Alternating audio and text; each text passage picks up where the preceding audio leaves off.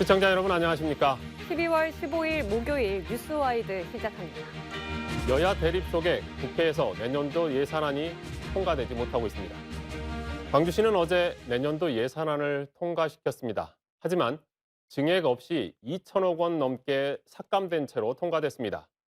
광주시와 시의회가 서로의 입장만 고집하다 내년도 현안 사업 추진에 차질이 예상되고 있습니다. 네, 이 내용 천정배 전 법무부 장관 이형길 기자와 함께 자세히 얘기 나눠보겠습니다. 안녕하십니까? 안녕하십니까? 안녕하세요. 예, 전 장관님도 법무부 장관도 하셨지만 육선 국회의원 하셨잖아요. 예. 보시기에 예. 광주시의 이번 내년도 예산안 통과를 어떻게 보십니까? 걱정이 되지요. 초유의 일이고, 왜냐면 일종의 파행 아닙니까? 그래서 내년에 가장 중요한 그 광주 살림을 좌우할 예산이 이렇게 파행 처리됐습니다. 걱정돼서 앞으로 잘 수습해야 할 걸로 보고요. 한 가지 그래도 좀 긍정적이라고 보고 싶은 것은 어쩌면은 시장과 시의원들이 민주당으로 한 통속으로 그냥 적당히 할 수도 있었던 일을 그래도 의회의 견제 기능을 발휘하면서 조금 소리는 났지만 뭐 그런 점은 앞으로 살려도 된다는 생각이 듭니다. 음. 이영길 기자 이제 어제 그 사태가 있고 나서 예. 광주시하고 시의회 분위기는 오늘은 어떻던가요? 하루. 사실 분위기가 좀처럼 나아지질 못하고 있습니다. 강기정 시장이 오늘 오후 4시에 간부회의를 했는데 간부회의 때도 이야기를 또 꺼냈습니다. 그러니까 쪽지 예산을 없애겠다라는 말을 이야기를 했고요. 그러면서 예산 한 푼도 허투루 쓰지 않겠다, 흔들리지 않겠다. 다시 한번 어제 이야기했던 것들을 반복하는 모습이었습니다. 시의원들은 어제 입장문을 발표를 했었는데 강기정 시장의 독선과 아집이 부른 참사다. 이런 강한 표현을 썼거든요. 오늘도 시의원들과 만나고 또 통화도 해봤는데 여전히 좀 격양돼 있더라고요. 어제 같은 경우에도 강기정 시장이 그렇게 시의회를 좀 비하하는 듯한 발언을 했을 때 그 자리에서 우리가 어떤 조치를 했었어야 된다. 그걸 다 듣고 있었냐. 뭐 이런 시의원들의 굉장히 격양된 모습이 있었고요. 양쪽 다 현재 감정이 굉장히 격양돼 있기 때문에 뭐 협상의 테이블을 지금 당장 앉기는 좀 어려워 보입니다. 네, 일단은 뭐 가장 우려스러운 점이 이제 시민들에게 피해가 얼마나 갈 것인가 하는 부분인데요. 예. 뭐 이제 앞으로 노후 가로등은 이제 고장나면 교체될 수 없다 이런 얘기도 있는데 구체적으로 어떤 것들이 좀 피해가 있을까요? 사실은 이 광주시의 예산안이 대폭 삭감된 2천억 원이 삭감됐다고 해가지고 무슨 전국적으로 받는 복지 예산을 우리만 못 받는다거나 아니면 큰 도시철도 2호선 공사라든지 큰 현안 사업들이 멈춰선다거나 이런 일은 없습니다. 그러니까 이게 다 조금조금한 사업들이거든요. 그래서 말씀하신 노후 가로등 교체 비용이 약 현재 15억 정도 됐는데 이게 삭감이 됐어요. 이제 가로등 교체가 좀 늦어지겠죠. 그런 부분이 있고요. 또 가뭄 피해에 대비해서 지금 동복호라든지 조암댐에 있는 물로는 한계가 있으니까 황령강 물을 좀 끌어쓰기로 했었거든요. 관련 예산이 약 한 190억 정도 됐었는데 이 부분도 또 삭감이 됐고 생수 구입비 50억 원도 삭감이 됐고요. 그리고 또 청년 창업 페스티벌 관련해 가지고 5억 원, 뭐 지역의 유니콘 기업들을 육성해 보겠다 관련 10억 원, 뭐 K뷰티 사업 강기정 시장이 언급을 했죠. 안타깝다고 9억 9천만 원. 이런 것들이 좀 삭감이 됐고 강 시장이 눈물을 흘렸던 5.18 구묘역 성역화 사업 같은 경우도 3억 9천만 원 정도 예산이 책정이 됐는데 구묘역에 이제 도로를 좀 개설하고 가보시면 알겠지만 좀 너무 오래되고 노후화됐잖아요. 그 부분을 좀 고친다는 건데 그래서 뭐 지금 당장 하지 않으면 큰일이 난다거나 뭐 이런 일은 아니지만 다만 이제 광주시의 현안 사업들이 조금씩은 늦어지는 그런 상황이 연출될 것 같습니다. 네, 그럼 장관님께서 보시기에는 어떤 점들이 좀 가장 우려스러우세요? 예, 그러니까 우선 시장께서 역점을 두고 추진했던 사업 몇 가지가 지금 무산된 거 아닙니까? 네. 지금 말씀하신 것처럼 예컨대 그 표목만을 보면은 청년 창업 페스티벌 이런 것들은 경제적으로 굉장히 중요한 것 같이 느껴진단 말이에요. 또 한편으로는 그 현장에서 그 민심을 듣고 현장의 목소리를 반영하려는 게 이제 의원들의 입장 아니겠습니까? 근데 의원들이 이제 올리려고 했던, 계상하려고 했던 예산은 뭐 완전히 반영이 안 됐으니까 시장이 하시는 일도 잘 안 됐고 의원들이 하려고 있는 일도 차질이 생겼으니까 그 점에서는 이제 시민의 피해 가능성이 있다고 봅니다. 그러나 그건 조금 더 내용은 들여다봐야 되겠습니다. 그러니까 시장의 역점 사업을 거꾸로 보면 시장의 역점 사업을 시의원들이 삭감한 것은 나름대로 또 합리적인 이유가 있었을 수 있고 또 시의원들이 주장하는 사업을 시장 쪽에서 거부해 버린 거는 또 나름대로의 일리도 있는 게 있을 테니까 앞으로 그 점을 우리 언론이나 시민사회에서 또 특히 민주당이니까 민주당의 시당에서 좀 나서서 그런 부분들을 더 정밀히 보고 양쪽의 어떤 대화도 더 좀 재개하도록 해서 좋은 쪽으로 해결해야 한다고 생각합니다. 근데 이제 시의회 쪽에서는 네. 그 강기정 시장이 예산을 좋은 예산하고 나쁜 예산으로 시작부터 구분을 하고 가더라. 그러면서 그 나쁜 예산을 쪽지 예산은 나쁜 예산으로 규정을 해 놓고 하더라라고 했단 말이죠. 근데 예. 국회에 오래 계셨으니까 사실은 국회에도 쪽지 예산 다 있지 않습니까? 아, 이게 예, 나쁜 예. 예산인가요? 어떻습니까? 뭐 무조건 나쁘다고 할 수는 없겠죠. 의원들이 뭐 자기 정치적 필요에 의해서 또는 뭐 좀 나쁘면은 뭐 어떤 이권하고 관련해서 한 일도 뭐 있을 수 있겠지만 또 역시 시 집행부 공무원들이 짠 예산에는 여러 가지 허점이 있을 수 있는 건 아닙니까? 시의원들은 결국은 자기 지역구를 누비면서 늘 시민들하고 소통하고 거기에서 또 현장 사정을 잘 아는 분들이기 때문에 예컨대 어느 도로는 좀 이게 보수가 필요하다든가 이런 예산들이 틀림없이 있을 겁니다. 그래서 일률적으로 뭐가 나쁘다 좋다 하는 것은 좀 곤란한 일이고 예산의 내역을 좀 제대로 들여다봐야 될 것 같습니다. 그리고 또 한 가지는 그 상임위에서 이미 실국장들하고 협의가 된 예산들을 예결위에서 시장이 독단적으로 다 그냥 삭제해 버렸다 이런 예, 이야기를 이제 하더라고요. 그래서 시의원들도 그 이야기를 하는 상임위가 것 같더라고요. 그러면 상임위가 무슨 역할을 하느냐라는 볼멘 소리를 하던데 시의원들은. 예, 그런 부분들은 결과적으로 어떻습니까? 그것도 이제 서로 잘 이 대화 소통이 잘 됐더라면 그때도 반영됐을 텐데 결국은 보면은 마치 지금 국회에서 여야 간에 대치한 것처럼 뭐 광주시에서도 시장과 시의회 의원들 간에 그냥 전부 아니면 무다 이런 식으로 그냥 무자르듯이 돼버린 거니까 그 점은 양쪽에서 다 좀 뭐랄까요 조금 더 좀 평상심을 회복해서 다시 이걸 해야 한다고 생각합니다. 이걸 다시 논의해야 되는데 다행히 예산은 이게 끝나는 게 아니고 추가 경정 예산의 형태로 보정할 수가 있지 않습니까? 그래서 빨리 어느 정도 냉각기가 필요할지 모르지만은 양쪽에서 평상심을 회복해서 노력을 해야 되겠고 언론에서도 이 문제에 좀 더 관심 가져주셔야 할 것 같고요. 시민사회나 특히 저는 광주시당이 좀 나서서 중재를 했으면 하는 그런 생각입니다. 네. 시당의 역할을 굉장히 중요하게 보시는 건가요? 같은 민주당의 지금 집행부와 시의원들 사이에 일어난 일이니까요. 네. 그러면은 이번 시와 시의회 갈등을 두고 사실 이전부터 뭐 수소 트램이나 행정사무감사나 쭉 계속 갈등이 이어져 온 것 아니냐라는 의견이 있는데요. 이번 예산안 협상이 잘 안 된 이유 근본적인 원인은 어떻게 보십니까? 이게 사실 그동안의 관행들을 좀 살펴볼 필요가 있습니다. 시의회는 예산 심의권이 있는데 예산을 삭감만 할 수 있고 증액은 할 수가 없습니다. 그럼 증액을 하려면 시의원들도 지역구 돌아다니면서 이 도로가 굉장히 위험하다 하면 고쳐야 되고 뭐 가로등 고쳐야 되고 뭐 여러 가지 예산들을 알 거 아닙니까? 그거를 올리려면 그 증액을 하려면 광주시의 동의가 필요합니다.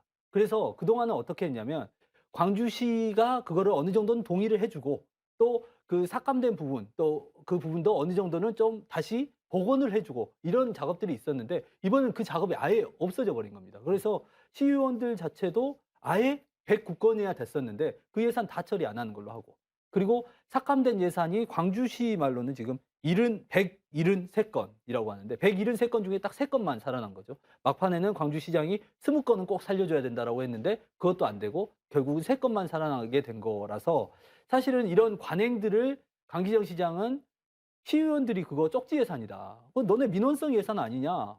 그런 거 가져오지 마. 그런 불효불급한 거 아니냐? 뭐 이렇게 이야기를 하는데 사실 시의원들도 똑같은 거예요.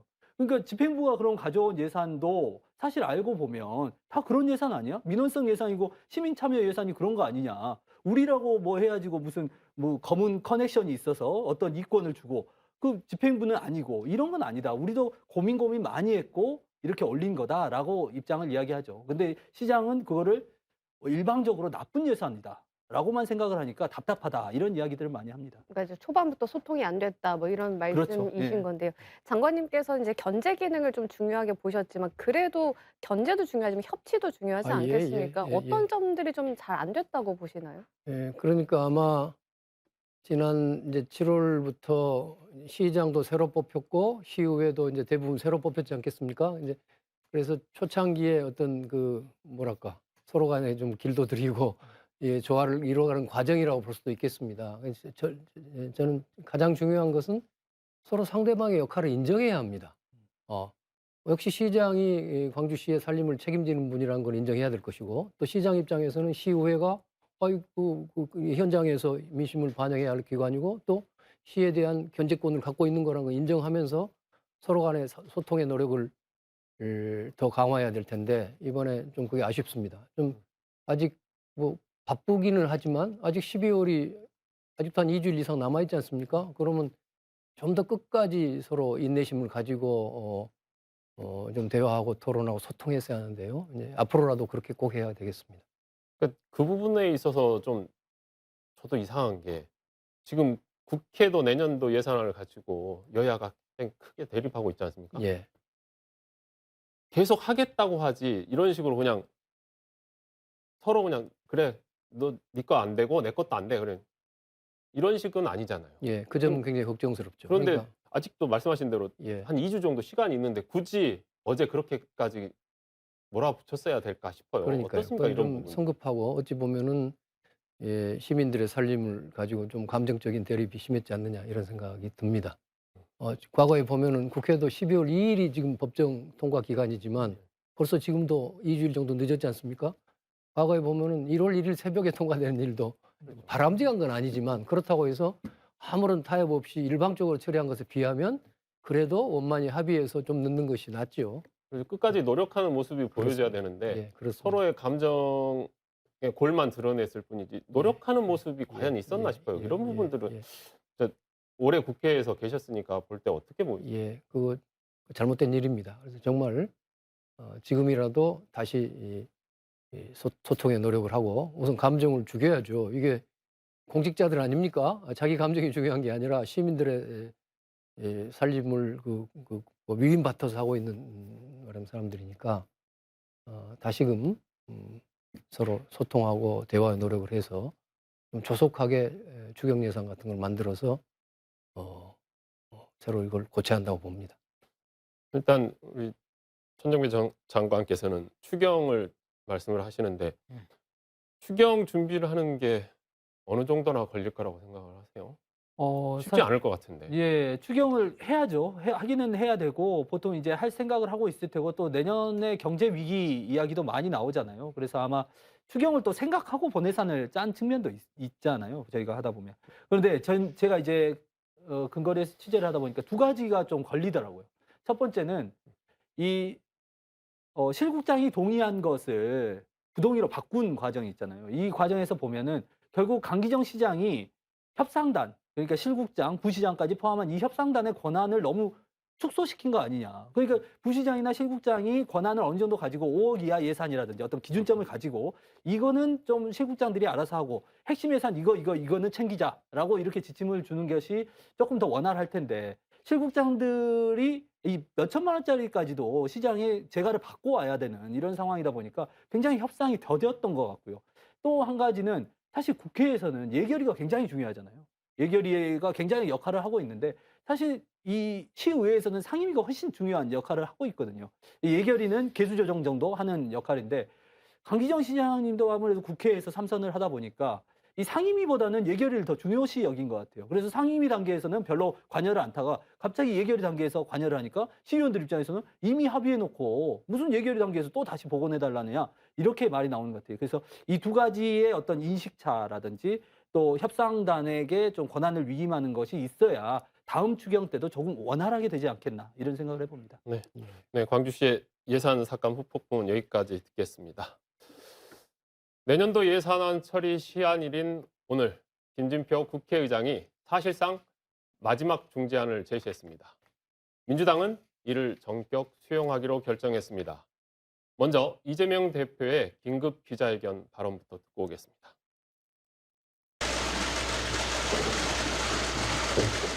국민 여러분, 우리 민주당은 고심 끝에 대승적 차원에서 이번 국회의장의 뜻을 존중하고 중재안을 받아들이기로 했습니다. 국회의장의 중재안이 우리 민주당의 입장과 일치하는 것은 아니지만 어려운 민생 경제 상황을 고려해서 이 같은 결단을 내렸다는 말씀드립니다. 정부 여당도 의장 중재안을 수용해 주시기를 바랍니다. 오늘 중으로 예산 협상을 매듭짓고 늦어도 내일 중에는 예산안 처리를 완료할 수 있기를 바랍니다. 네. 장관님 어떻게 보세요? 이 지금 이재명 대표가 왜 이 전격적으로 이 안을 수용했다고 보십니까? 그야말로 지금 스스로 말하듯이 대승적 결단이 아닌가 싶습니다. 사실 민주당으로서는 굉장히 고통스러운 양보일 수 있는 겁니다. 예. 이제 이제 시청자분들이 아시겠지만은 이번에 예산의 그 여야의 가장 큰 쟁점은 초부자 감세 여부 네. 아닙니까? 이렇게 민주당이 그렇게 부른 것처럼 구체적으로 보면은 3천억 원의 이익을 넘는 그 거대 기업 103개라고 그러죠. 네. 우리나라의 가장 큰 기업들 103개에 매기는 법인세 최고 세율을 25%에서 22%로 3%포인트 내리자. 이게 지금 가장 큰 쟁점이거든요. 근데 이 부분은 저는 민주당 입장에서는 절대 양보할 수 없는 일이라고 생각합니다. 왜냐? 이것은 사실 민주당의 철학은 어떻게 하면은 우리 사회에서 불평등을 감소시키느냐. 초부자, 가장 그 유복한 그 상류층 부자들이 좀 세금을 더 내더라도 그걸 가지고 서민과 중산층을 조금 더 혜택을 주자는 것이 민주당의 철학이기 때문에 민주당, 더구나 국회 다수당의 민주당으로서는 그것을 받아들일 수 없는 거라고 저는 보고 있습니다. 그런데 이제 국회의장께서 중재안이 그러면 3%포인트는 아니더라도 1%만 내리자 이거니까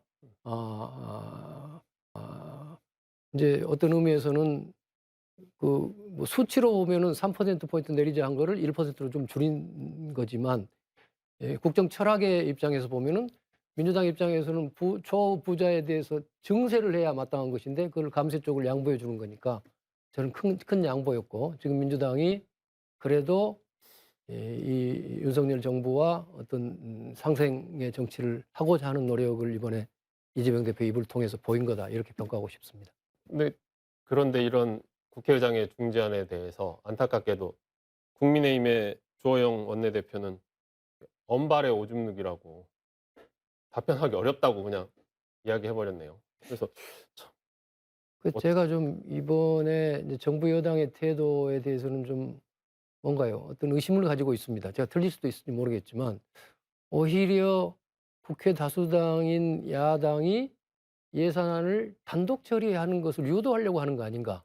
그렇게 해서 이제 그 끝난 다음에는 이제 국민들한테 그렇게 말할 거 아닙니까? 이거 야당이 말이에요. 새로 출범한 정부를 그냥 발목 잡게 한다. 뭐 이런 방식의 그런 프레임을 짜는 것이 정치적으로 유리해서 그렇게 한 거 아닌가 하는 저는 그런 의심이 갑니다. 그러니까 민주당의 수정안을 그냥 민주당이 처리해버려라. 너희가 우리는 못 받을 테니 그런 말씀인가요?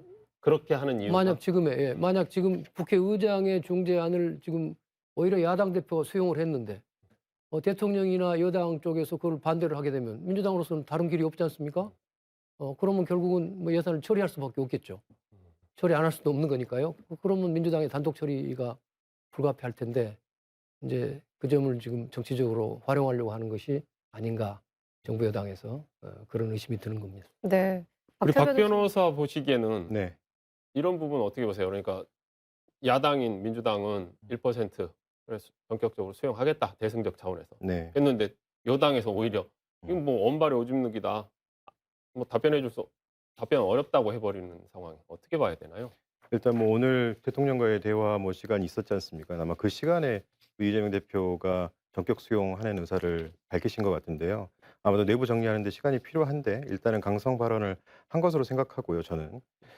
어쨌든 예산안이 올해 통과되지 못하면 뭐 야당뿐만 아니라 여당도 굉장히 큰 타격을 입을 겁니다. 물론 실질적 내용 보니까 뭐 감액한 게 0.7%밖에 안 되더라고요.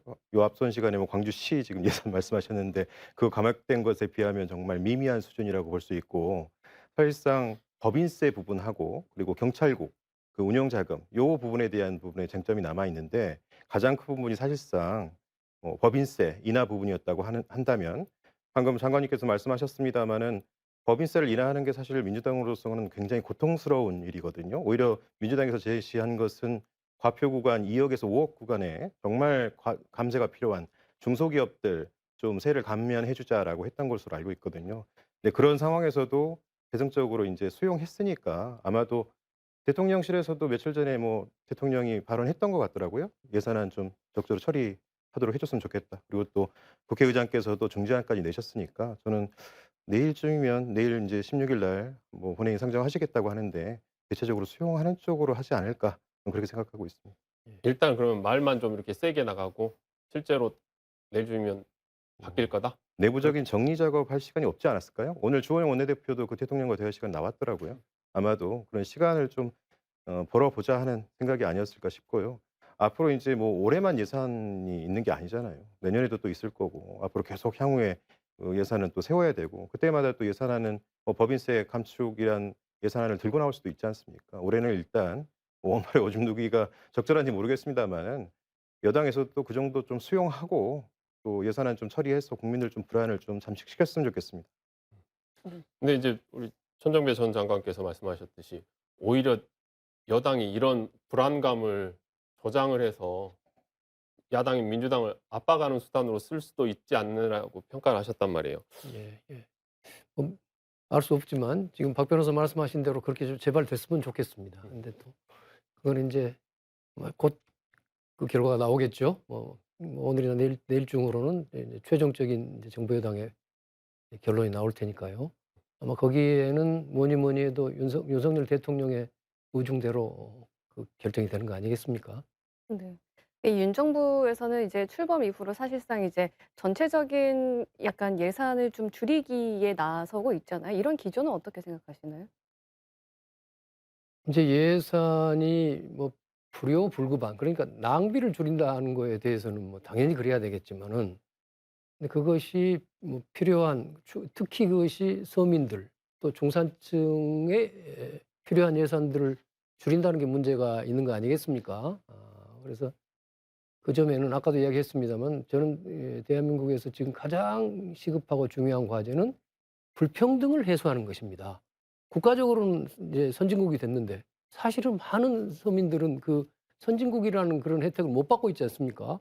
지표로 봐도 우리나라의 빈곤율이 선진국 중에는 아마 거의 미국과 더불어서 세계에서 가장 높은 빈곤율도 보이고 있습니다. 근데 이런 부분을 생각해 본다면 예산을 아껴 써야 되지만은 그냥 아껴 쓰는 것이 능사가 아니고 과연 어떤 예산을 아끼고 어떤 예산을 더 증액할 부분들은 증액해야죠. 지금 물가도 오르고 여러 가지 그야말로 한국 사회에서 가장 어려운 사람들은 훨씬 더 어려워졌지 않습니까? 최근에 발표된 그 통계만 보더라도 상위 그래도 10% 20%는 그래도 그동안에도 소득이 계속 오르고 있는데 하위 20%는 더구나 윤석열 정부 들어와서 과거 문재인 정부 했던 그 여러 뭐 일자리 사업이나 이런 것들을 대폭 축소하면서 격차가 더 늘어나고 있단 말이에요. 이 점에 관해서는 예, 정부 측이 좀 더 좀 생각을 새로 먹어야 한다고 생각합니다. 근데 어찌 보면 이게 지금 여당인 국민의힘이 대통령의 눈치만 너무 보고 있는 거 아닌가.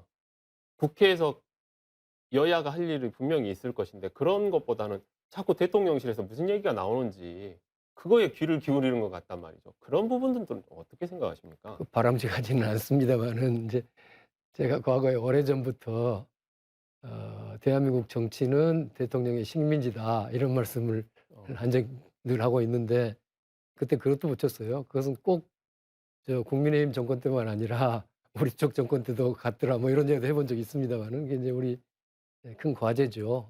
아무래도 여권 사람들은 뭐니 뭐니 해도 대통령의 눈치랄까 대통령의 의중을 살필 수밖에 없는 그런 시스템을 가지고 있습니다. 그런데 이 문제도 아마 우리 민주주의가 더 발전하려면 빨리 극복해야 할 과제이긴 합니다.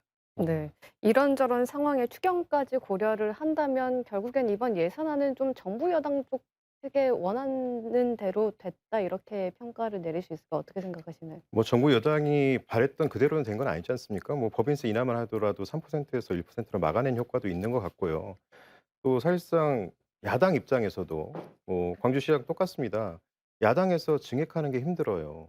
단독으로 처리하게 되면. 그러면 지역 예산이라든가 또 지역구 관리를 하셔야 되는 또 국회의원들 입장에서는 그 정말 필요한 예산들 좀 반영해야 되거든요.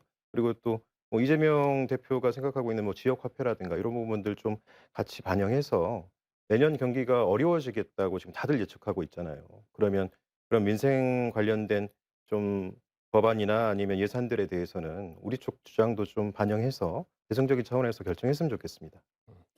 우리 천정배 전 장관께서는 대통령이 식민지라고 말씀하셨는데 지금 여야가 이렇게 예산안 처리를 놓고 지난 협상을 이어가고 있는 동안에 오늘 윤석열 대통령은 국민 패널 100명과 함께 국정과제 점검 회의를 진행했습니다. 참 어떻게 보면 우회적으로 이게 야당을 압박하기 위한 게 아니었냐라는 이런 평가도 나오거든요. 전 장관께서 보시기에는 어떻습니까? 오늘 대통령의. 저도 제대로 보지는 못했습니다만은 그런 요소도 있겠죠. 또 그것이 또 좋게 보면은 대통령이 연말을 맞아서 국민과 대화한다니까 무조건 폄하만 할 것은 아닙니다만은 그러나 오늘 제가 산발적으로 본 내용들은 좀 실망스러웠습니다. 우리 윤석열 대통령의 어떤 그동안 자유 틈만 있으면 자유를 이야기하고 오늘은 또 시장 경제 이야기를 시장의 법칙 오늘 제가 제일 눈에 띄는 게 다주택자 중과세를 지금 폐지하려고 하지 않습니까, 윤 대통령이. 근데 그 중과세를 유지하면은 어차피 다주택을 빌려주는 임대인이 이제 중과를 당하는 거니까 그걸 빌리는 약자인 임차인에게 그 부담이 전가된다. 네. 이것이 시장의 법칙이다 이랬더라고요. 그래서 이건 좀 이분의 생각은 사실 시장의 법칙 아니거든요. 시장의 법칙이란 건 결국은 그 공급자에게 공급 가격이 높아진다고 그래서 그 가격이 그대로 다 수요자한테 가지 않는다는 것이 이제 수요 공급의 탄력성에 따라 달라진다는 것이 경제학 교과서에 나와 있는 이야기란 말이에요. 그래서 우리 윤 대통령의 시장의 법칙이라는 것이 극히 편향된 부자 위주의 법칙이구나 이런 생각을 하면서 사실 걱정이 됐습니다. 우리 박 변호사 보시기에는 네. 오늘 대통령의 오늘 참 100분 한다고 하더니만 2시간 반을 하더라고요. 어쩔 수 없이 또 다 볼 수밖에 없었는데 볼만했다고 생각하고요. 경제정책 관련해서 추경호 부총리 하는 부분에 대해서는 시장에 강하게 이렇게 좀 자신감 있는 얘기를 해줘서 추경호 부총리 말은 참 들을만했다라는 부분이 있었습니다. 다만 저도 장관님 의견하고 정말 동일한 부분을 꼭 똑같이 집었는데요. 그 대통령께서 얘기하시는 부분 중에서 세입자들에게 전세금 부담이나 월세 부담을 낮추기 위해서 다주택자에게 세금을 완화해야 된다라는 부분은 제가 정말 이해하기 힘들더라고요. 이제 내년 경기가 더 어려워지게 되면 결국에는 돈을 가진 사람들, 부자들이 아마 그런 주택 매입이나 부동산 투자를 아마 예전 경기 어렸을 때처럼 할 겁니다. 그러면 나중에 경기 좋아졌을 때 그분들이 또 역시 다주택자로서의 이익을 보는 거 아닙니까? 그러면 부의 불균형이 더 심화되는 거 아닌가요? 제가 보기에는 너무 단시간적 생각 가진 것 같고요. 그리고 한 가지 더 지적을 하자면 오늘 그 사회 불안 관련해서 이제 여성들의 그 안전 관련된 부분에 대해서 얘기를 하셨는데 이왕이면 사회적 참사나 이런 부분들은 대규모 참사도 역시 사회 안전과 관련이 있지 않습니까? 좋은 기회였잖아요. 그럼 이태원 참사 관련해서 다시 한번 좀 깊은 사과라든가 아니면 유감의 의사를 표시를 했더라면 얼마나 좋았을까. 근데 그런 말씀 단 한 말씀도 없더라고요. 그 부분 참 아쉬웠습니다. 지금 또 이제 계속 논란이 되고 있는 것 중에 하나가 이제 노동개혁인데 이 부분은 어떻게 보셨나요? 오늘 그 대통령과의 대화에서도 얘기하는 게 이제 노동시장 유연성을 얘기는 하는데 물론 그거 다 동감할 거예요. 노동시장 유연성 필요하죠. 그런데 그 주 근무 시간과 관련해서 지금 52시간 최대한 이렇게 할 수 있는데 그 자리에서 나온 말은 아니지만 지금 67시간까지 늘려봐야 된다 이런 얘기 하지 67시간, 네. 않습니까? 일주일에 67시간을 일하면 그 사람이 살 수 있나요, 그게? 근데 기본적으로 노동에 대한 이해가 없는 것 같고 노동을 안 해보셔서 그런지 이해가 없는 것 같고요. 노동계나 야당을 합치면 국민의 태반입니다. 이 태반의 사람들과 결국에는 협의하고 협상하고 얘기를 하셔야 되잖아요. 그런데 최근에 대통령 했던 발언도 보면 합리적인 세력이 아닌 것으로 치부하거든요. 그런 세력들을. 그거 정말 옳지 않다고 생각합니다. 네. 예. 말씀한 방금도 이야기 나왔던 게 이제 최근에 이제 화물연대 파업 철회 과정에서 예. 어찌 보면 윤석열 대통령은 '아 내가 잘하고 있구나.'라는 자신감을 얻은 게 아닐까 싶어요. 예. 잘못된 자신감. 그랬을 수 있겠습니다. 저도 윤 대통령이 처음에는 좀 경험이 없고 그래서 저런갑다 생각을 했는데 요즘 그 언행을 보면은 이분의 그 철학 자체가 굉장히 극우 보수적인 시각, 말하자면 굉장히 시대착오적인 거죠. 과거에 이미 지났던. 그러니까 뭐 자유를 뭐라고 했죠? 정확한 워딩이 하여튼 자유를 자꾸 이야기하면서 지칭은 정확하게 안 하지만 지금 야당 세력을 자유를 뭐 부인하는 세력 정도로 치부하고 있는 것 같아요. 그래서 좀 문제가 많은 그런 철학을 가지고 있구나. 그래서 그것이 그러니까 대통령이 생각하는 자유라는 것이 사실은 결과적으로는 그 가장 유복한 말하자면 아까 초거대 부자들의 자유인 것 같아요. 그래서 어떤 서민에 대한 어떤 애정이라든가 또 민주주의라는 것이 여러 가지 자유라는 것도 그 부자의 자유에 있는 게 아니라 사실은 빈자들의 자유도 그에 못지않게 중요하단 말이에요. 이런 부분들에 대한 균형을 좀 잃고 있는 그런 분 아닌가 하는 생각을 하게 돼요. 그래서 더더욱 갈수록 걱정이 됩니다. 같은 맥락에서 사실은 예전에 이명박 대통령은 대통령 될 때 본인이 대한민국의 CEO가 되겠다 하셨거든요. 예. CEO라는 게 기업의 CEO는 기업의 이윤. 가장 큰 목표인 이윤 추구를 그렇죠. 위해서 하는 것처럼 예. 지금 어찌 보면 윤석열 대통령도 아니 큰 파이를 가진 사람들이 기업들이 잘 되면 전체적으로 보면 나라는 좀 더 여롭게 되는 거 아니냐 이런 생각을 가지고 계시는 것 같아요. 그러니까 어떻습니까? 그게 인제 굳이 그런 생각들이 과거에 박정희 시대에 그랬던 거 아닙니까? 그리고 그때는 원래 인제 우리나라가 굉장히 절대 빈곤 국가니까 또 어떤 의미에서는 파이가 커짐으로써 우리 이 가난한 사람들도 또 절대적으로는 많이 부유해진 거죠. 그래서 그 지금 생각해 보면 좀 일리가 있는데 지금은 세계 10대 강국에 들어있는 나라가 됐기 때문에 그리고 과거에 뭐 박정희 시대도 그랬죠. 자, 우선 국민들이 참고 파이부터 키우자. 그러면 언젠가 우리가 파이가 크면 그다음에는 골고루 나눠주겠다. 이런 게 늘 그렇게 약속을 한 일인데 지금 와서 정말 21세기 지금 이 순간에도 저렇게 과거에 정말 40년, 50년 전에 그런 시각에 머물러 있지 않나 생각이 돼서 정말 네. 걱정입니다. 네. 알겠습니다. 두 분과의 이야기는 오늘 여기까지 듣겠습니다. 예. 함께해 주셔서 감사합니다. 예, 감사합니다.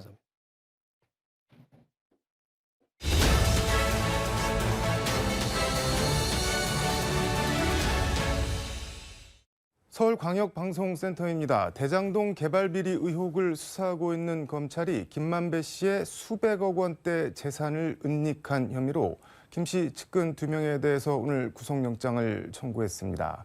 여의도 초대석 정치권과 법조계 이슈 읽어주는 변호사 손금주 전 의원과 관련 얘기 자세히 해보겠습니다.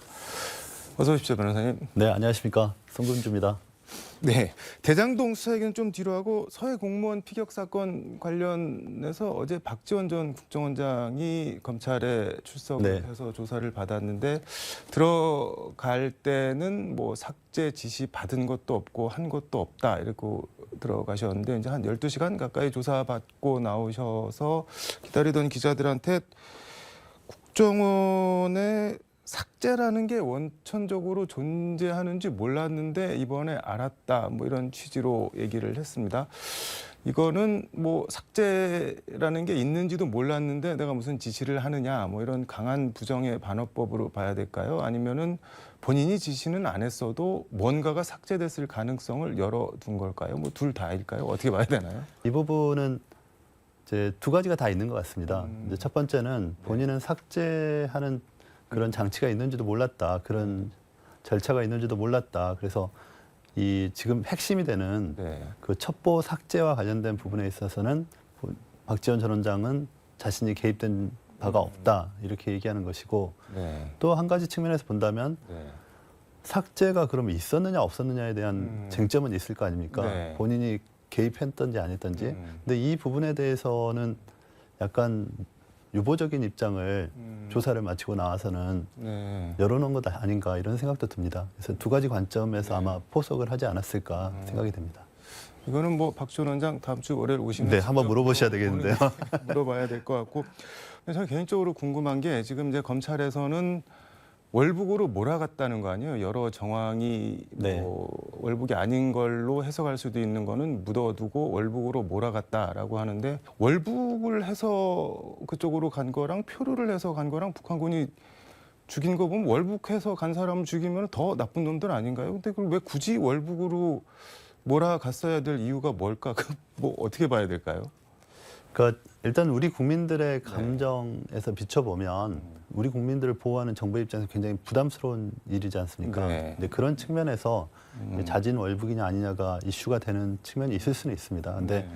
저는 이제 근본적으로 이 문제에 대해서 우리 사회가 어떻게 접근해야 될지를 좀 네. 살펴봐야 될 것 같아요. 정권이 바뀌거나 또 같은 그 네. 여당 내에서 같은 보수 진영 내에서의 정권이 바뀌는 경우에도 이렇게 국정원장에 대한 수사를 하고 그 전 정권에 대한 네. 검찰권을 통한 수사가 이루어지거든요. 그래서 이런 것들이 지나치게 반복되고 있고 그런 패턴들, 네. 정권이 바뀔 때마다 전 정권의 업무들, 행정적인 또는 국가 정책적인 판단에 대해서 네. 탈탈 털기식으로 사정 당국이 조사를 하고 뭔가를 잡아내야 되는 이런 반복의 그런 순환은 좀 누군가는 좀 정리해야 되지 않을까 아니 나타났으면 이게 지금 좋겠습니다. 피살된 사회 공무원 그 유족이 네. 그 문재인 정부 검찰을 직무유기로 고발을 했던데, 그러면 거꾸로 이제 또 정권이 바뀌면은 지금 수사하고 있는 검찰을 직권남용으로 또 누군가 고발하고 그러면 또 막 수사가 되고 이렇게 막 악순환이 될 것 같은데, 그렇죠. 악순환의 반복이 이거는 좀 될 겁니다. 말씀하신 대로 좀 정리가 필요할 것 같은데, 얘기는 여기까지 하고 대장동 수사 얘기 좀 해보겠습니다. 지금 앞서 잠깐 언급했는데 검찰 행보를 보면은 이제 유동규, 남욱, 뭐 정영학 회계사 이렇게 좀 이재명 대표한테 불리한 진술을 하고 있는 뭐 피고인 피의자들한테는 조금 이제 덜 수사를 하는 것 같은데, 김만배 씨에 대해서는 뭐 약간 좀 집중적으로 좀 공격을 하는 것 같습니다. 그리고 특히 이제 숨겨진 재산 뭐 이런 거를 좀 찾아내려고 하는 것 같은데, 그 법무법인 태평양까지 뭐 압수수색하고 그랬다는데, 변호를 하고 있는 뭐 변호사, 저 법무법인을 압수수색하는 건 좀 이례적인 거 아닌가요, 이게? 현재 진행되는 사건의 변호인에 대해서 변호인이 소속된 법무법인에 대해서 이렇게 압수수색을 하는 경우는 굉장히 이례적입니다. 그 압수수색하는 방식이나 이런 것도 굉장히 좀 저희 일반적인 경우는 아닌 것으로 생각됩니다. 굉장히 이제 세게 지금 수사를 하고 있다고 보는 거죠. 검찰이 오늘 화천대유 공동대표 이한성 씨랑 화천대유 이사라고 하는데, 최우양 씨에 대해서 이제 구속영장을 청구했는데 혐의가 한 260억 정도 범죄수익 은닉 혐의로 영장을 청구했는데, 이거 어떻게 보시나요? 그러니까 지금 돈 세탁을 했다 네. 이렇게 보고 수사를 하는데, 물론 이제 그런 부분에 대한 혐의가 있으면 수사하는 거는 뭐 당연히 이제 절차에 네. 따라서 하는 거지만 시기적으로 조금 납득이 안 가는 부분은 있죠. 그러니까 유동규, 남욱, 네. 또 김만배 다 이제 석방이 돼서 진술이 유동규, 남욱은 바뀌었는데 네. 김만배는 바뀌지 않았단 말이에요. 네. 그래서 김만배와 관련된 주변인들에 대해서 추가적인 수사를 하는 것이거든요. 네. 그래서 이제 김만배 씨를 압박하는 그런 조사일 텐데, 어쨌든 실제 돈 세탁이 있었는지와 별도로 보더라도 이거는 좀 지나치게 검찰권이 행사되는 측면이 있습니다. 주변인에 대한 압박 말씀을 해주셨는데, 지금 이 이한성, 최우양 이 두 사람이 체포영장이 집행된 게 이제 그제 13일 날 검찰에 붙잡혀 들어갔고, 어제 14일 새벽에 그 김만배 씨가 차량에서 극단 선택을 했는데 뭐 목숨에는 지장이 없다고 하는데, 주변에 상당히 괴롭다, 뭐 나 때문에 주변 사람들이 뭐 이렇게 압박감도 호소하고. 우리도 자세한 내용을 알 수는 없지만 어쨌든 그런 시도를 했다는 거는 그만큼 심리적인 압박이 심하다는 것을 말하겠죠. 보통 본인에 대해서 피의자들이 또는 피고인들이 본인에 대해서 수사가 들어오고 또 압박을 하고 또 본인에게 이제 어떤 피해 이런 것들이 있는 경우에는 참아 나가는데, 주변 사람들에 대해서 수사가 들어가고 또 주변 사람들이 피해를 받는 모습은 잘 참지를 못하거든요. 네. 이제 그렇기 때문에 이제 일반적으로 그런 경우에 있어서 뭐 내가 죽고 말지 뭐 이런 식으로 생각하는 경우도 있단 말이에요.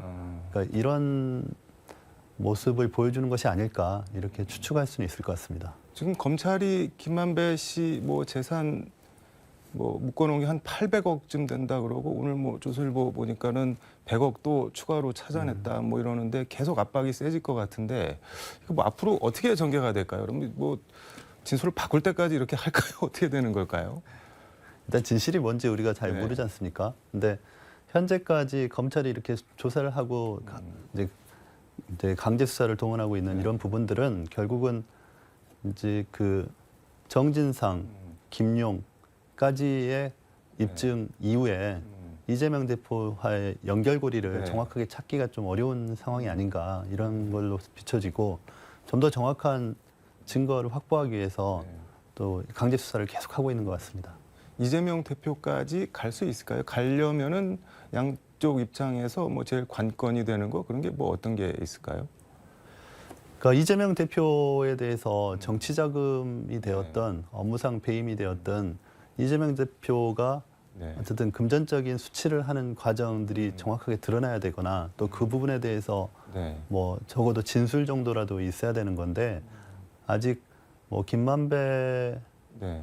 씨의 진술은 아직 없는 상태이고 그리고 뭐 그 유동규나 남욱의 진술 같은 경우도 이제 전원 진술이지 않습니까? 네. 적어도 이재명 대표에 대해서는 그렇기 때문에 검찰로서는 아직 입증에 있어서 좀 어려움을 겪고 있는 것이고 그거를 이제 뚫고 나가기 위해서 계속 이렇게 수사를 이제 고강도 수사를 하고 있다고 봐야 될 것 같습니다.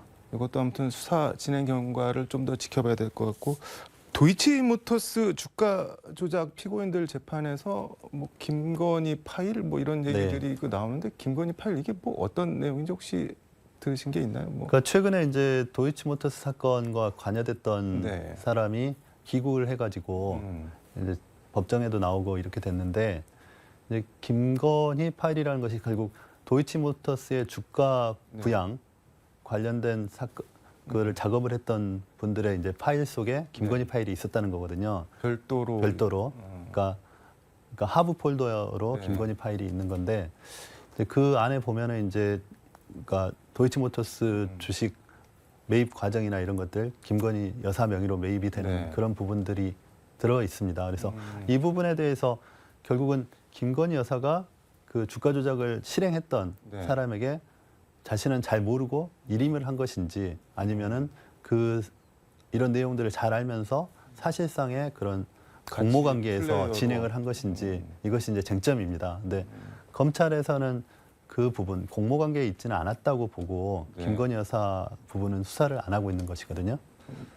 그 뭐 공모관계 말씀을 해주셨는데 그 재판 과정에서 공판 검사가 8만 주 김건희 여사가 전화로 직접 뭐 매도 주문을 낸 거를 증인신문 과정에서 밝혔는데 이거는 뭐 공모관계나 뭐 추가로 수사 뭐 기소 이거 하는데 별 중요한 일이 아닌가요? 아니면 중요한 건데 그냥 뭉개는 건가요?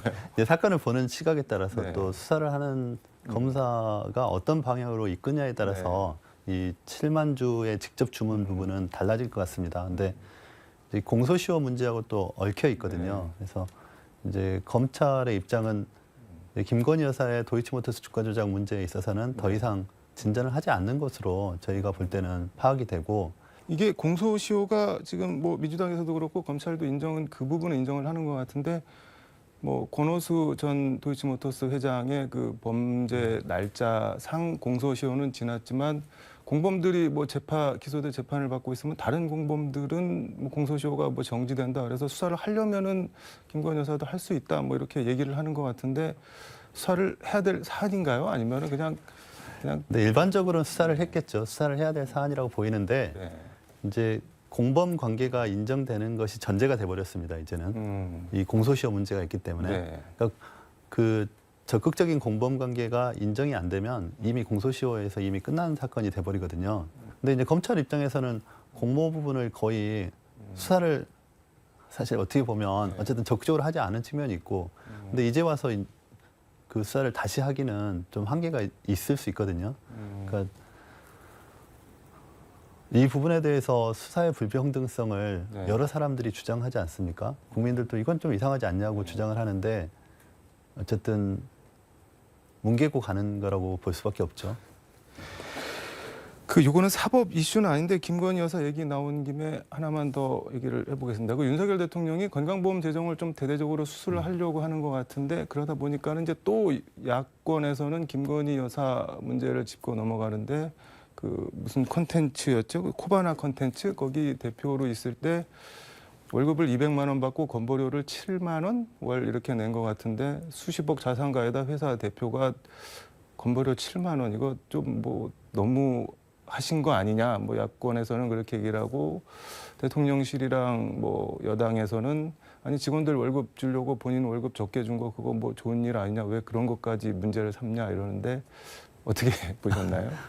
이거 되게 좀 네. 심각하게 바라봐야 되는 사안입니다. 뭐 저는 이제 김건희 여사의 경우 네. 물론 이제 직장 의보를 통해서 음. 직장 가입자로서 이제 적은 금액의 네. 건보료를 납부한 거죠. 네. 사실은 본인의 자산이나 이런 규모로 비춰보면 지역 가입자였다면 훨씬 더 많은 것을 낼 네. 텐데 직장 가입자로 전환을 해서 또 본인의 그 급여를 낮게 책정했기 때문에 적은 돈의 건강보험료를 내는데 이 부분은 법적으로 위법이냐 불법이냐 적법이냐의 문제가 아니고 네. 우리나라의 그 노블리스 올리제와 관련해서 살펴봐야 됩니다. 네. 이런 부분들이 너무 많거든요. 이제 물론 대통령의 영부인이 되셨지만 김건희 여사님과 같은 네. 지위에 있는 분들이 자꾸 이런 식으로 사회의 부담을 안 하려고 하는 그러면서도 사회 내에서는 적극적으로 지위를 누리려고 하는 형태가 있어요. 김건희 여사의 네. 경우는 불법인지 아닌지를 차치하고 본인들의 역할, 사회에서의 역할에 대해서 좀 심각하게 반성할 필요가 있는 거죠. 이제 영부인이 되셨으니까 그 부분에 대해서는 좀 국민들한테 사죄할 필요가 있지 않을까요? 물론 그때 적극적으로 건보료를 내지 않고 싶었다. 이건 아닐지라도 어쨌든 국민들이 봤을 때 7만 원밖에 건보료를 안 내는 네. 영부인의 과거에 대해서 어떻게 보겠습니까? 지금 직장 가입자들 또 그 젊은 네. 사회 초년생들이 내야 되는 그 건보료의 부담이 엄청나거든요, 사실은. 그런 측면에서 좀 살펴봐야 되고 또 비판을 받을 여지가 있다고 봅니다.